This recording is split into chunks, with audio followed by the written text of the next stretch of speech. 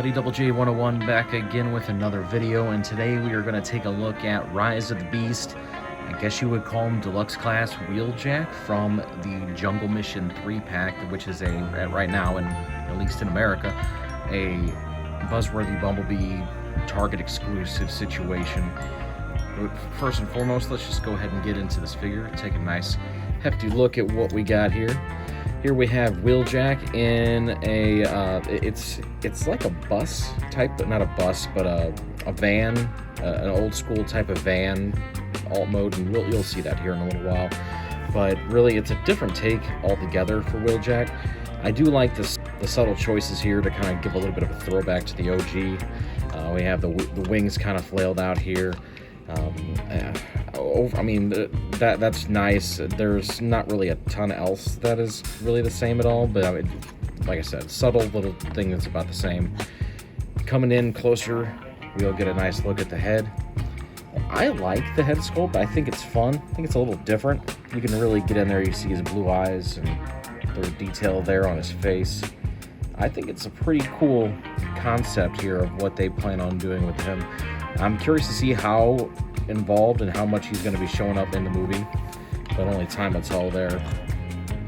For accessories, he includes his gun, which is decently molded throughout, no paint whatsoever. I mean, it's just black plastic. Something else that I also liked, I should mention this a little bit earlier when I was talking about the packaging, and there's two other figures that are included. One is Nightbird, the other is Cheetor, which I do plan on looking at both of them. But something cool, I think, at least, is that the instructions, they come solo, like singly for each figure. So you'll see the other two have their own instructions too. So there's no like 3-piece transformer on one big sheet of paper saying, hey, this is how you transform each one of them. They each get their single one, or nice solo. I think it's pretty sweet. But back into the accessories here. You can take his gun, peg it into his hand, just like so. And then this is also a standard 5mm port, so if you want to bring in one of those sweet Battle Masters for Rise of the Beast, he holds that just fine too. Heck with the continuity of the Predacons and Autobots, Decepticons, whatever. Let him hold Scorpion. I think it's pretty cool. So really getting into this guy, articulation-wise, nothing too crazy. So back in the day, when, let's go back as far as Revenge of the Fallen, I'd say there was tons of product everywhere. The deluxes at that point, they weren't as fancy or articulated as, we'll say, like the deluxes are in Legacy or Legacy Evolution. Even going as far back as maybe Combiner Wars, they were more simple overall, just more simple overall all the way around. And you're going to see that here in this guy. No hand articulation. Even the paint is a little lacking there. Top of his hand's black, but the rest is just the standard brown, goldish color. I hope this is brown plastic and not a gold plastic issue later on down the road, but I guess time will tell. It looks brown. It doesn't look like that swirly gold that people talk about. But back for the paint. Have some paint down here on his shins from the back of the vehicle. Some silver and some red. Some white paint there on the kneecaps. Here on the chest we have some blue and silver, and then the Autobot logo. His face has, I guess that's silver paint throughout. Same with the white and red Autobot logo on top. Articulation, move these wings a little bit out of the way. Standard, get the arm all the way around. This is all on ball joints, and that's another kind of throwback to back in the day, where the arms are on ball joints, the legs are on ball joints. He's a little floppy, but I think that just comes with the territory. Legs all the way up, all the way back. It should be just single, and he almost goes right into the transformation there for the bend at the knee. Elbow, same there, 45 degrees.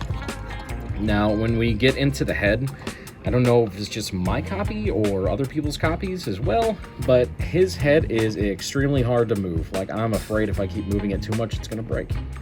But it's definitely, I believe it's on a ball joint.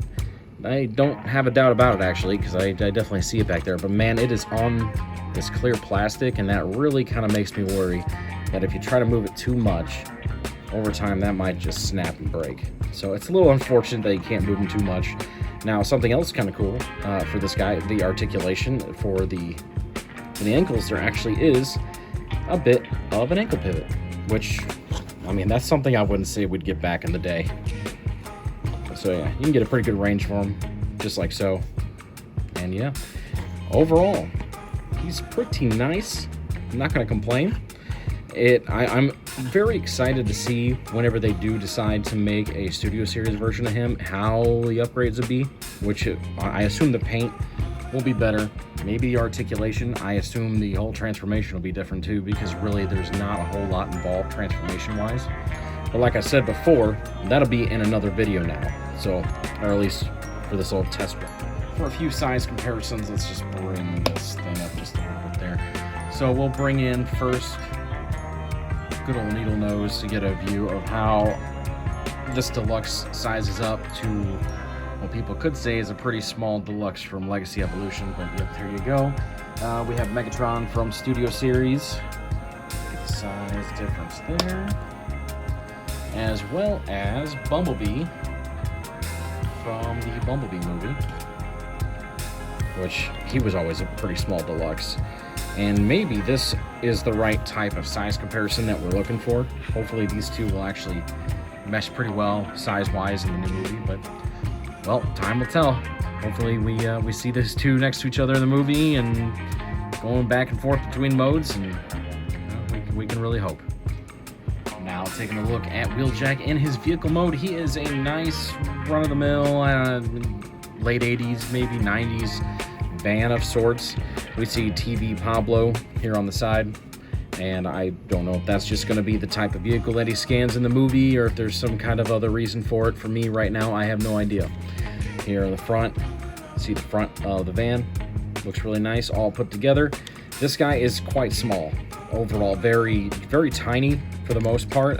It does, in my eyes, reminisce. Again, I'll go back to the old school feel of some of these deluxe type of figures from back in the late 2000s. Even going up to Dark of the Moon, which was 2011, I think it was. It does feel like that. Just the overall transformation of this guy and the feel of the figure just reminds me a lot of that. But you see this part right here? This is all clear plastic, so again, just be cautious with that. Same up here, this is all clear plastic and it's just been painted over, and you can tell by the different coloration of the paint on top of the plastic, so just stuff to be mindful of. It rolls very nice, nothing wrong there. If you take the gun, either peg it up to the front or the back, you can have him looking like he's got a gun in the front, or you can make him look like he's shooting somebody in the back, so there's that too.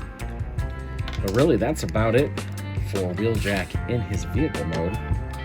Now, for a quick little comparison, we'll bring in two different vehicles.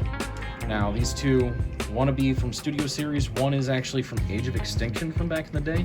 First, we'll bring in a deluxe Hot Rod, I'm sorry, from last night, I believe.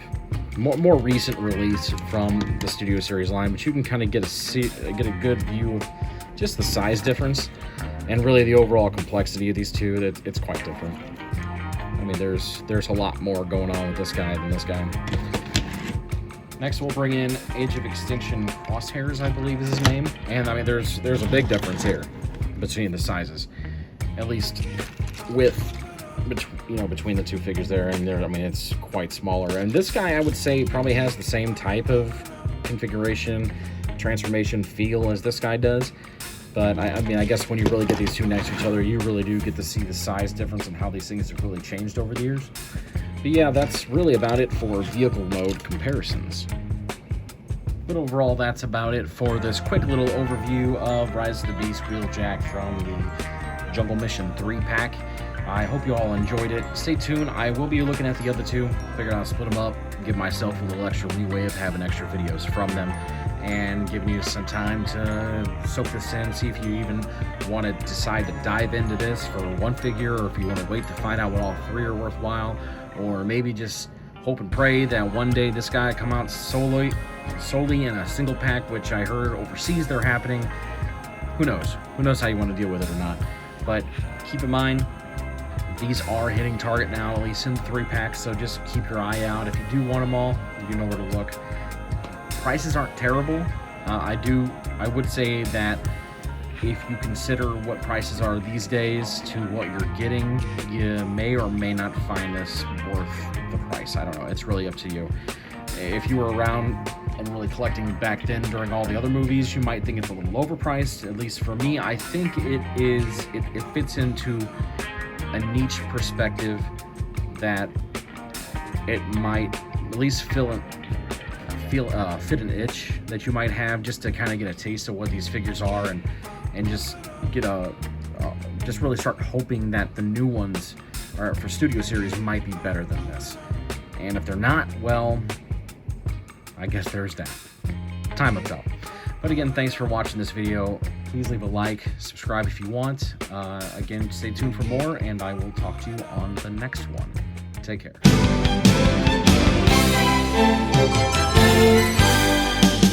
もう誰にも止められない命かけた鳥